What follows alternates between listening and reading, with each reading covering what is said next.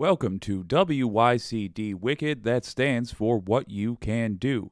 It's your old pal Jake, and it's a 2 for Tuesday. That means this is the first of two streams we're doing today, and let's jump right into it. We had just a ton of developments happen recently. Few of them good for democracy. All of them requiring our action, and of course, exposing the GOP for what it is, which is a criminal organization. They are corruption through and through. That's all they are.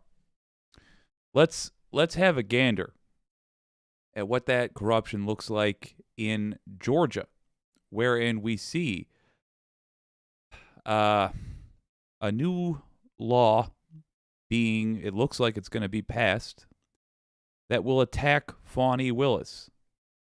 Yeah. That is, of course, because she is investigating Trump's crimes. Here it is. What happens when the dear leader and his party decide that if the legal system's going to be used against the dear leader, then the legal system's got to go? What happens when you take it further? When you take it beyond criticizing the legal system, you take it beyond criticizing those who are investigating you, and you instead decide the system's got to go. I mean, we know what this looks like in other countries. What does it look like here? Let me jump in ever so quickly. I apologize to Rachel. There we go. Recall that I have been pushing the importance of pursuing state charges against these electors, the false electors. Part of that reason why is because what they did, the fake electors, was, it appears, done with the knowledge of the state level Republican Party. That means all of that leadership bears criminal responsibility for this. And if we do not get this done in court, we don't get them prosecuted, the gavel doesn't fall on them, we're going to have more of this. Anytime somebody tries to hold a Republican accountable in the legal system, they'll say, you had your chance, you lost it, now we're in power. Nope, that's no longer a law that we broke. I will also note that part of the reason I was angry at Merrick Garland and am still furious with the man is because he allowed the 2022 election to pass by without pursuing any of these people. Pursue state-level charges, folks. There are 5 states where we can get that done. Do it. Would anyone try that here in the United States, in our era, in our time? Well, here's tonight. Here's on the front page of the Atlanta Journal-Constitution right now as we speak. Quote, Republicans demand oversight of prosecutors amid Trump probe. Here's part of the lead from reporter Greg Bluestein at the AJC. Quote, the Georgia House tonight approved a measure to create a new state board that could punish or oust district attorneys. The latest step in an ongoing campaign by Republicans to exert oversight over prosecutors they see as skirting their duties.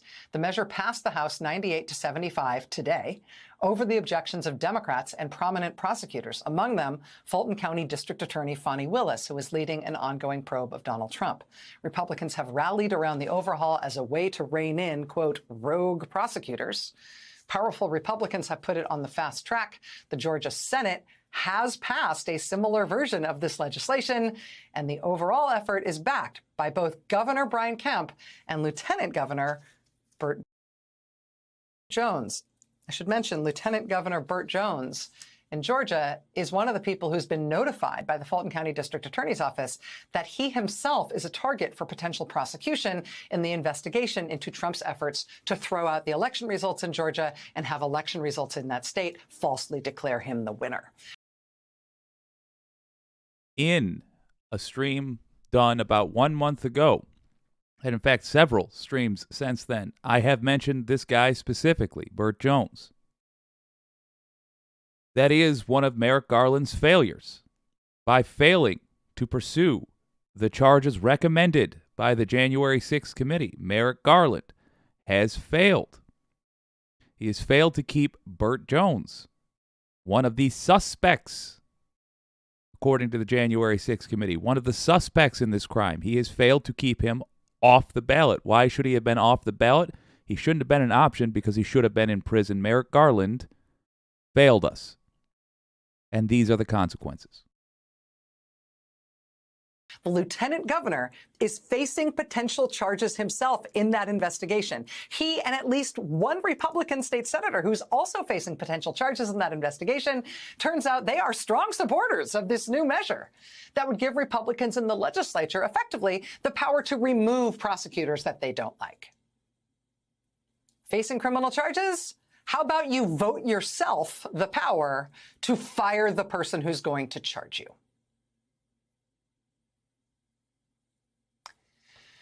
The former president himself, Donald Trump, as of today, is urging Republicans in Georgia that they must pass this legislation.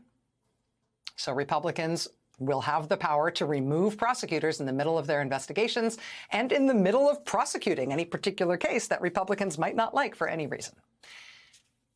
Who's that a surprise to? No one. Folks, this is... You wonder what it looks like when a country falls. You want to know what Germany looked like in the 20s. This is it. The part that will get replayed in history books over and over will be the final blow. You know, the last moment where the legitimate president is dragged out of office by a mob of people wearing red hats, and the dictator for life is installed. That's going to take up most of the attention. But what made that possible, what led up to it, are moments like these right here. If there are protests happening regarding this, we should join them. I don't know of any yet, and I am not yet a large enough channel that I can say we need to protest in Washington this weekend and trust that I'll be able to get a crowd out there that won't make it look like there's anything but fringe support for justice in the United States of America. I can tell you, be on the lookout for protests about this. Join them if you care. Most importantly, make sure that you are making your voice heard through the means you do have available. There are contact links in the description. Get state charges going against Trump. We need as many blows raining down on him so he can block as few as possible. So he can get hit by some of them. He did enough crimes. I did 2 streams listing all of his crimes. He did enough crimes that we have the ability to launch multiple investigations. The fact that we don't have prosecutors tripping over themselves to get this guy is a real concern. We should have greedy prosecutors who want to make a name for themselves trying to get this guy. Why don't we? I can tell you why. It's hard for your career. It's bad for your career to go after the powerful in the United States because you're likely to lose and you won't be promoted for it. You won't be beloved for it. Unless there is a strong popular backing. Unless there is public outrage. Unless the public will not permit a prosecutor that does not do their job. We need to demonstrate that. We need to demonstrate that by contacting the DOJ. We need to demonstrate that by talking to our state attorney generals through email and saying, listen, I expect you to look out for me. That is your job. I see you failing to do it in Arizona. I see you failing to do it in Pennsylvania. I see you failing to do it in Nevada. I see you failing to do it in New Mexico. I see you failing to do it in Wisconsin. I see you waiting on Merrick Garland, who would rather have a warm cup of tea and a long nap than put in a day's work as a prosecutor. And I see you failing me. And you will not be the Attorney General after the next election if you do not pursue state charges for the false electors. Do that. Links in the description. Do that. And to be clear, this has now passed the Georgia legislature as of tonight. A version of this bill passed the state Senate, and the House just passed it tonight. And the Republican governor there, Brian Kemp, he says he will sign it. He is a strong supporter of this. So they're doing it. And I don't know, maybe this would be easier to see if it were happening in another country. And, you know, maybe the leader of their party is still going to face criminal charges in other jurisdictions where he is under criminal investigation, like federally where he's under criminal investigation, or in New York State where he's under criminal investigation. Maybe he will, maybe he won't, none of us know. But in the one place where he is under criminal investigation and his party is in full control of the state government, they have just decided for the first time in that state's history that it is now, for the first time, within their own power to remove prosecutors in the middle of their duties on their own say-so. And yes, this is a story about Georgia, and yes, this is a story about Trump and the potential charges he's facing, but this is a whole new step for us as a country. This is a new thing for us as a democracy. This is not ranting against the investigators. We've seen that before. And calling people names and even picking off individuals in the law enforcement system to try to turn them into enemies. As bad as that all is, we have seen all of that before. This is not just trying to verbally and politically delegitimize the investigating entities. Those are all very bad things to do, but this is more. Sticks and stones, right? But this is dismantling the way the legal system works, so presumably it can no longer work against him.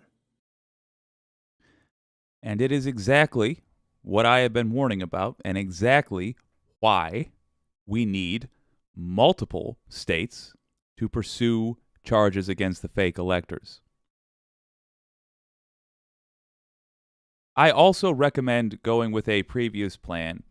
I'm going to be gentle to Rachel there. I also recommend going against the previous.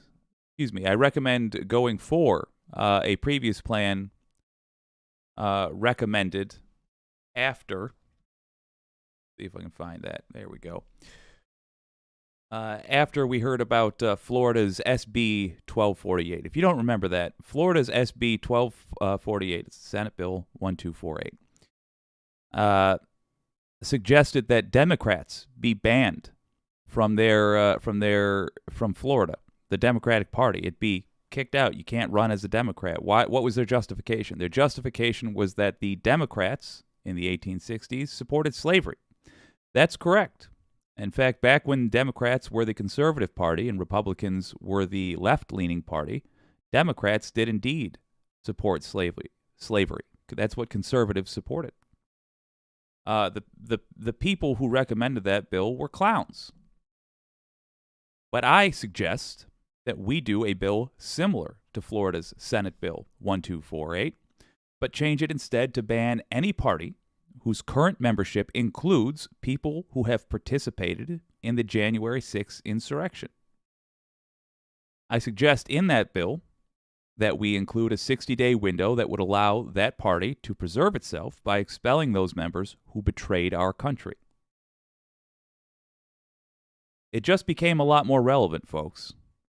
Look, we keep watching Republicans take the gloves off, and then we allow ourselves to box with them for 12 rounds before we consider, all right, it's 12 rounds is the whole match. We box with them for 6 rounds, half the match, before we also take our gloves off.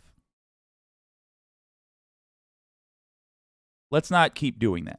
That's a dumb strategy. I'm not saying we be the first to take our gloves off, but clearly the gloves are off.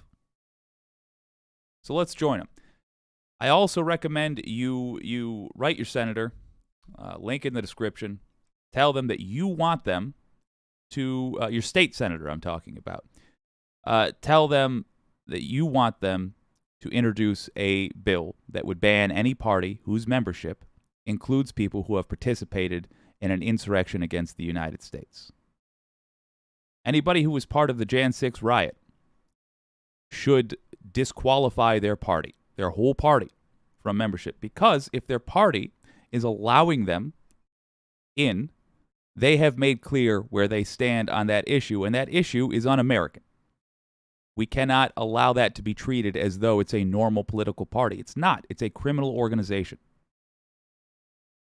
There's another aspect of this that Rachel Maddow did not cover, but our good friend Michael Popak did. Have a look. Michael Popak, Legal AF, with breaking news. Well, the Georgia legislature, pressured by outside forces like Marjorie Taylor Greene and the Republican MAGA in Congress, are going after Fani T. Willis, the prosecutor of Fulton County, who's on the verge, on the precipice of going after Donald Trump for conspiracy and racketeering and all sorts of things related to election interference, coming out of the special grand jury's recommendation about multiple defendants involved with election interference. How do I know? The legislature's going after Fani T. Willis and likely the 14 other minority and black prosecutors in Georgia out of 50, because there are several bills being passed around the primarily white legislature, which is targeting prosecutors and specifically Fani T. Willis. These bills are trying to set up an oversight board of 8 people appointed by the governor, Governor Kemp, in this case, who would, quote unquote, oversee and possibly remove prosecutors for whatever willful misconduct those Republican right-wingers come up with. This oversight was not necessary, apparently, in 2020 when there really was an example of a corrupt prosecutor who refused to prosecute the white murderers of Ahmaud Arbery when they chased him through a neighborhood in Georgia and executed him on the side of a road. I don't know if you remember that, but yes, there was a great deal of controversy around that. This was a lynching. There's aside from the murder tool used, there's not a difference. They saw a black guy. They didn't like the cut of his jib because guess what? It was a black guy and they were racist. They ran him down and they killed him. In the 21st century, this happened. The prosecutor at the time did not want to pursue him. Didn't want to go after charges for the 2 people that did this. Well, Democrats tried to respond to this. Republicans used that genuine effort to pursue justice in the United States, and as they always do, they turned it on its head in this case. They are trying to use it now to go after Fani Willis, who's going after Trump. And they've changed the bill so that a tiny, tiny sliver of people in Georgia need to agree with it, like 2%. 2% of the population. That's it.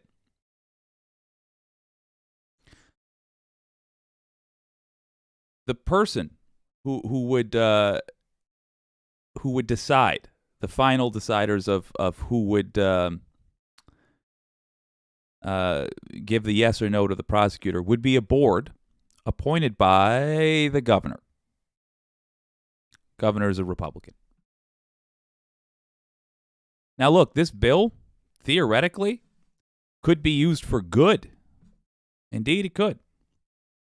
But it requires a left-leaning governor in office to appoint that board. And it gives way too much power to the governor. It's like saying if you had a king, you could have a good king. Yeah, you could have a good king, a kind-hearted king.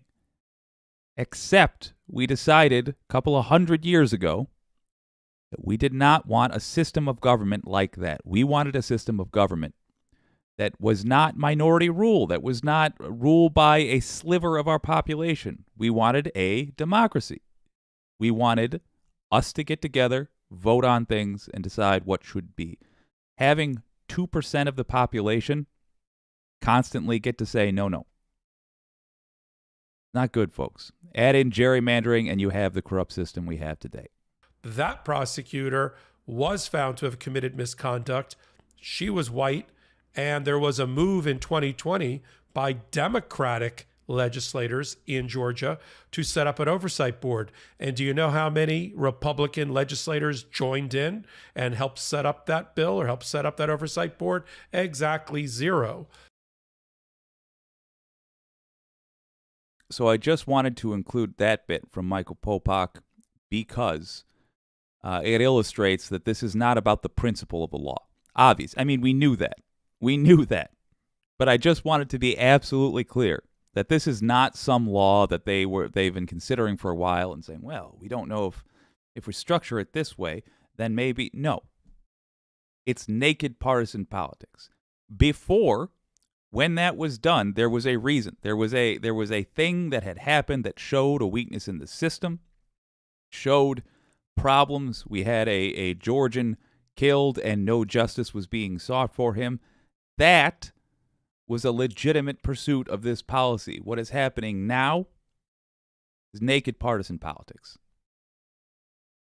It's an embarrassment. Let me tell you what you can do about it.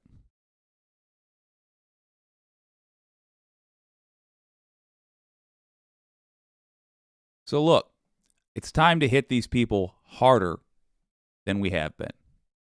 Number one, the most important thing to do, encourage, if you live in a fake elector state, encourage your attorney general to go after the fake electors. The fake elector states are Arizona, New Mexico, Nevada, Pennsylvania, and Wisconsin. In Georgia, that was also a fake elector state. All right, Georgia and Michigan were also fake elector states. But Michigan's got an investigation open. A couple of rowdy Michiganders sent enough emails, and the attorney general, I say a couple, probably numbers somewhere around 30, sent enough emails that the attorney general understood that the people wanted a state-level investigation opened. In Georgia, obviously, Fani Willis, superstar. She has been pursuing the charges as well. Got good news for Chris Mays, the Attorney General of Arizona. It looks like she is considering strongly opening a state-level investigation, but she hasn't. In New Mexico, Nevada, Pennsylvania, and Wisconsin, not a peep. Let me stress, those are all Democrat attorney generals, or Democratic attorney generals, Christ. Those are all Democratic attorney generals. That means they're going to be not hypnotized by their own party. They may listen to their constituents on this. But right now, they don't think their constituents give a damn. They think you are the same sheep that we have always been. It's not accurate. It's not true. It's simply the habit of people who lean left to be polite, to follow procedure, etc., etc., etc. And it is not a cultural habit of ours to, say, write an email to our attorney general. Make it a cultural habit. Make sure that Chris Mays in Arizona knows, if you live in Arizona, that you want that pursued. Make sure Raul Torres in New Mexico knows that you want that pursued. Make sure Aaron Ford in Nevada knows that you want that pursued. Make sure that Josh Shapiro and his likely replacement Michelle Henry in Pennsylvania wants that pursued. Make sure that Josh Call in Wisconsin knows that you want that pursued. Write their email. The link is in the description. The other thing we can do is hit harder than we have been hitting.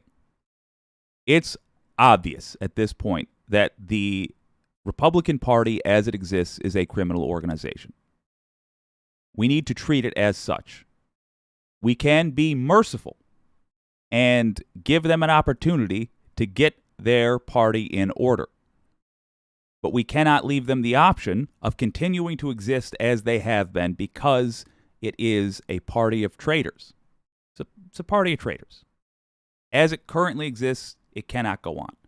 So tell your representatives that you want them to introduce a bill similar to Florida's bill, SB 1248, but change it instead to ban any party whose current membership includes people who have participated in the January 6th insurrection. When I say we can be merciful, I mean we can include a 60-day window, it's 2 whole months, that would allow that party to preserve itself by expelling those members who betrayed our country. Give it a thought, folks. I think it would be good for our country. Franny P., new member, excellent. I'm delighted to have you.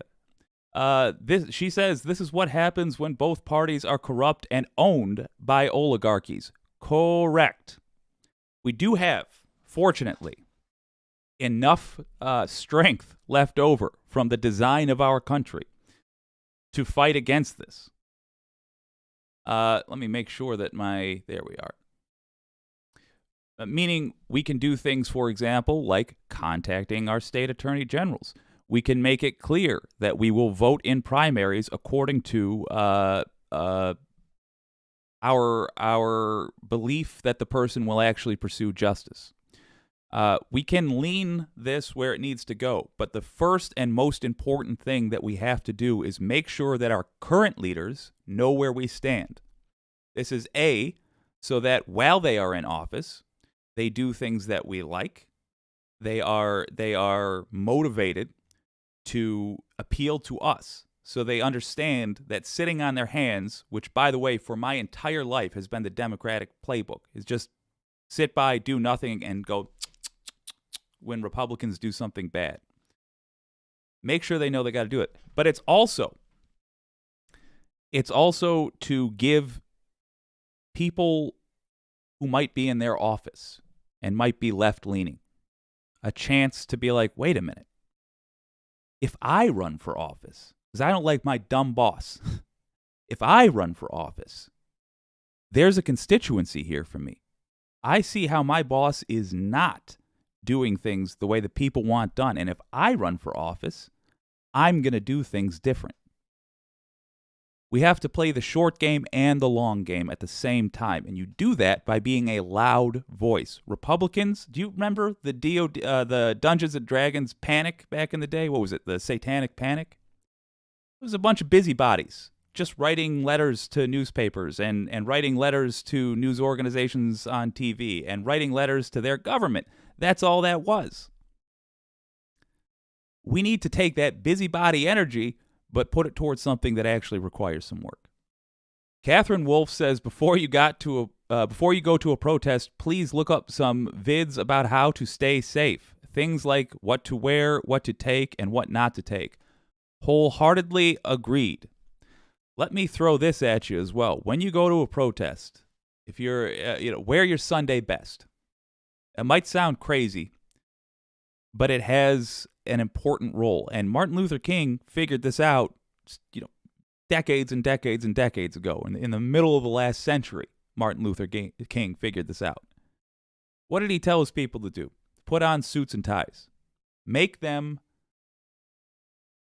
see that they are beating up on decent Americans. Put on your Sunday best when you go to a protest. It's for 2 reasons. Number one, if you happen to get arrested, I hope you don't, but if you happen to get arrested, or if you're doing civil disobedience and the intention is to get arrested, it forces the cameras to get a shot of police arresting somebody in a suit and tie, or a lady in a nice dress, or folks that in the public's mind, whether that is just or not, don't match up with what a criminal looks like. And of course, it makes the police more hesitant because they know that. It makes them more hesitant to arrest you in the first place. Strongly consider that. Well, in a piece of delightful news, let's talk about the Fox Dominion lawsuit. I included this, I was going to do one of those normal things where I just got the words on the screen and I'm in a box reading the words, telling you what happened, yada, yada. But Bo is so darn tickled by this, I had to include Beau of the Fifth Column's take on the more recent developments that we've learned in the Fox Dominion lawsuit. I will also point out they are hilarious. Here it is. Well, howdy there, Internet people. It's Beau again. Hey, Beau. So today we are going to talk about Fox and Zoom and the New York Times. And I'm going to do something I pretty much never do on this channel. I'm going to give you links to articles. Quite a few, actually. Now, I just want to point out that I have looked at those links, and that is going to be part of this presentation. But your old pal Jake does links every time. Because we have different goals for our channels, but man. You know, in a recent video, I tried to manage expectations and talked about how these cases, like the one that is going forward against Fox, they normally don't win. It's incredibly hard to prove defamation. It's hard to demonstrate what you need to demonstrate to show that a media company has gone that far off the rails. Okay, so the New York Times has reportedly obtained a Zoom call of Fox higher-ups. The call is from November 16th, 2020, according to their reporting.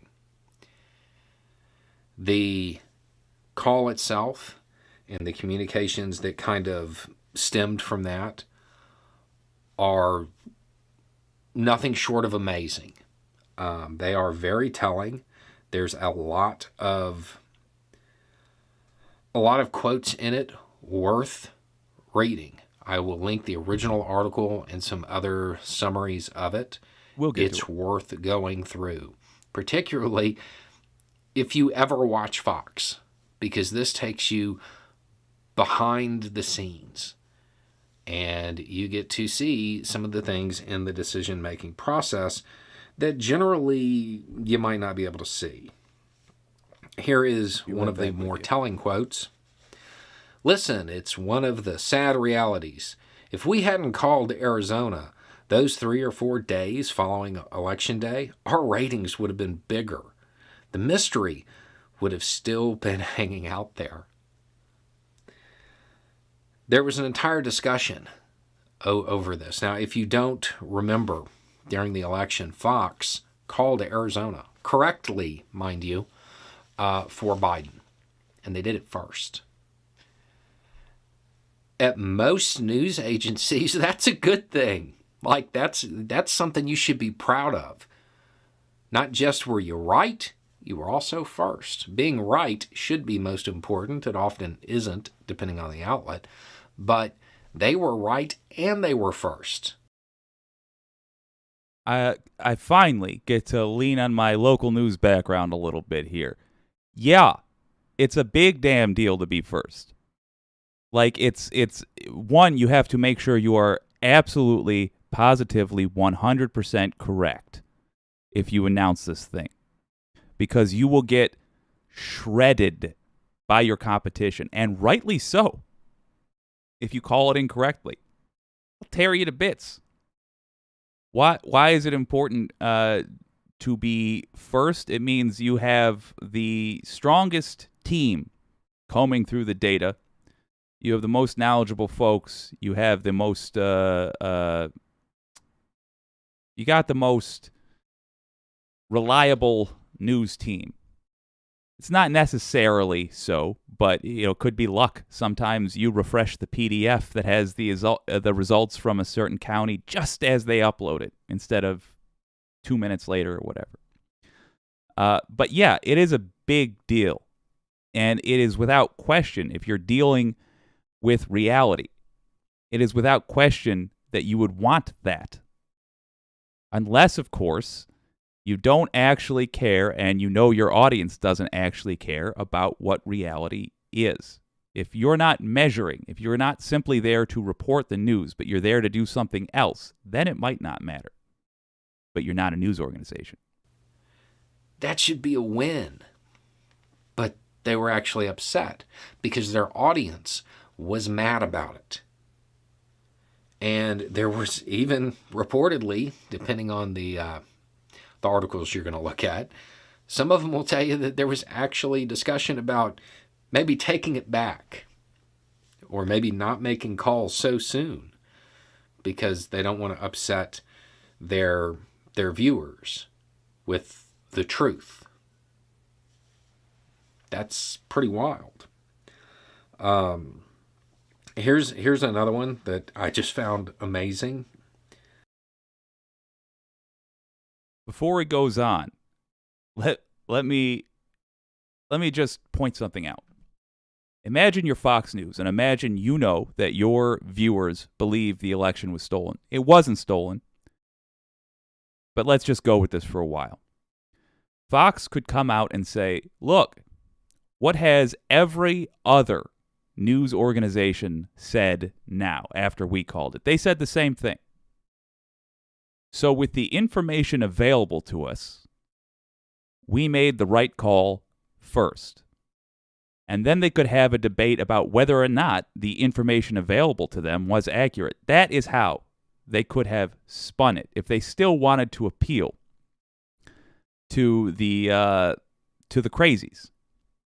But it never even occurred to them to approach things as a news organization does.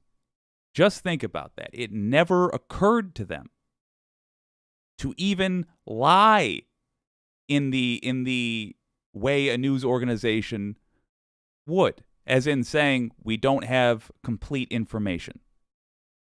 What instead they talked about is how to better be goons for the Republicans.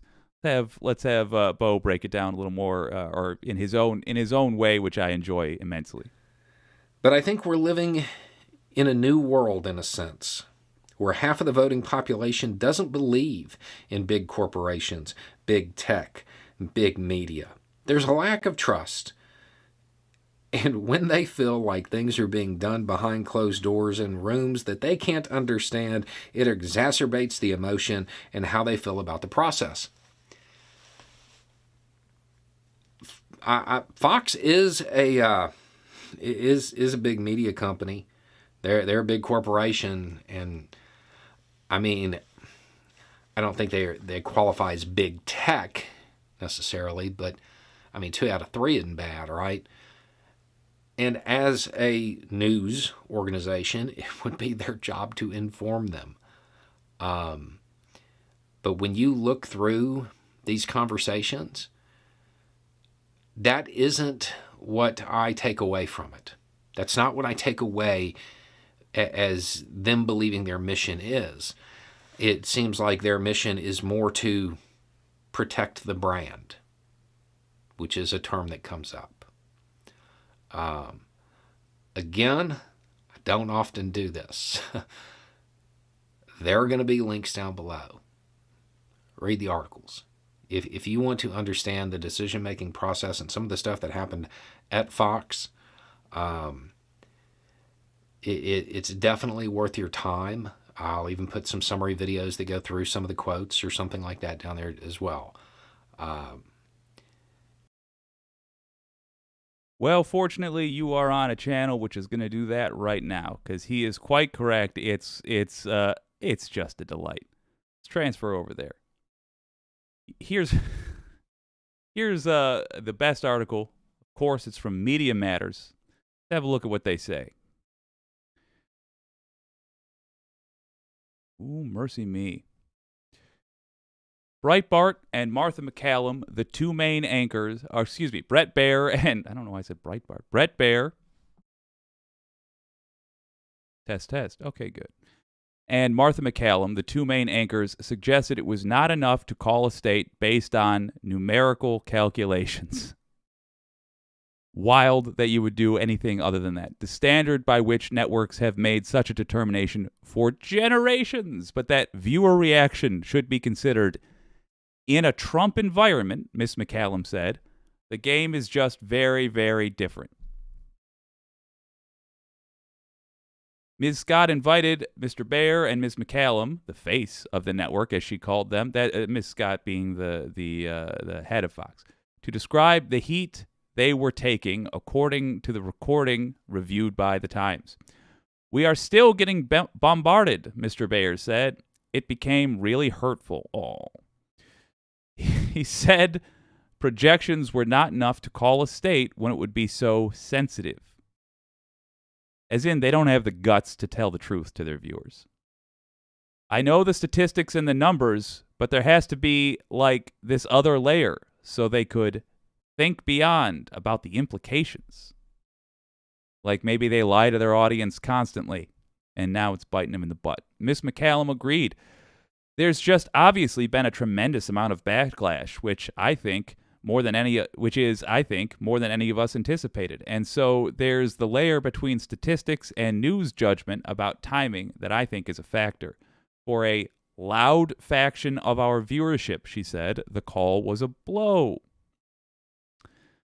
Neither she nor Mr. Baer explained exactly what they meant by another layer.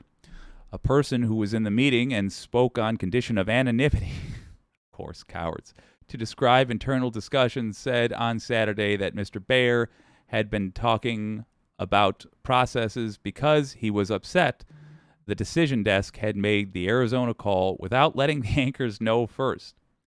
Again, this is absolutely bizarre behavior for a supposed news organization. Let's just read this other quote. "The Trump campaign was really pissed," he wrote in an email to Jay Wallace, the president and executive editor of Fox. "The situation is getting uncomfortable, really uncomfortable. I keep having to defend us on air." Think about what he just said. The Trump campaign was really pissed.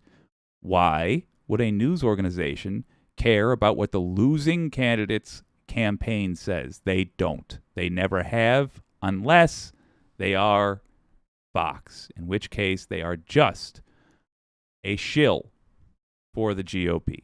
They are a propaganda outlet. They are nothing more. They should not be considered a news organization. Hopefully they won't be.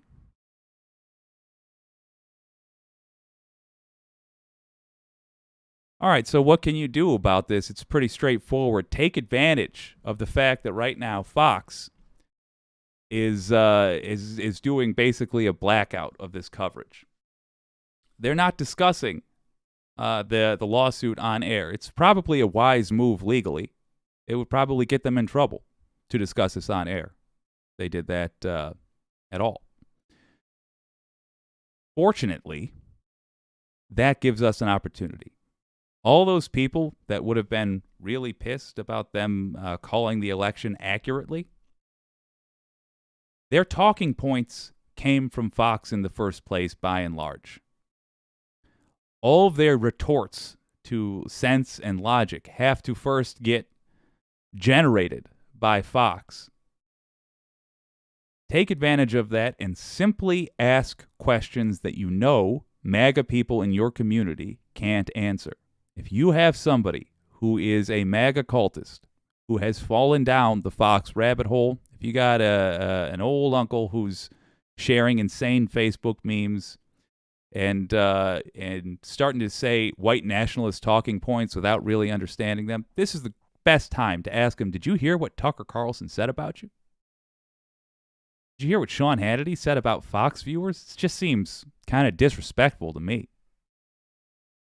When they go looking for that information, the only place they will be able to find it are either general corporate media, which for once is telling the full truth, or lefty outlets. Because the right-wingers know what they did. The right-wingers are in trouble right now. There's no good answer for them right now. Tucker Carlson can't say, I didn't say that. You will necessarily be breaking the veil, piercing the veil, and giving these people a chance to see the truth. Let's have a gander at some comments. Oh, Wireless Mike says, hello, people. I'm late to the show, but glad I made it while you're still live. Well, I'm delighted that you're here, sir. We're doing a 2 for Tuesday, which means in about an hour, I'm going to be doing another stream. So by all means, stand by for that. Bo is indeed the GOAT. Appearances are indeed important, but so is accuracy. Yes, I agree. And they didn't want to anger the cult. Yeah, that's exactly correct. The cult they made. Irony of ironies. Well, as much as I do love rocking this, I see we just got another viewer. I would ask that you, first of all, leave a like if you enjoyed the stream, and consider subscribing. And most of all, I hope you'll join me in about an hour when we do our second 2 for Tuesday. I'll see you then. Oh, by the way, this has been WYCD Wicked. That stands for What You Can Do, and my name's Jake.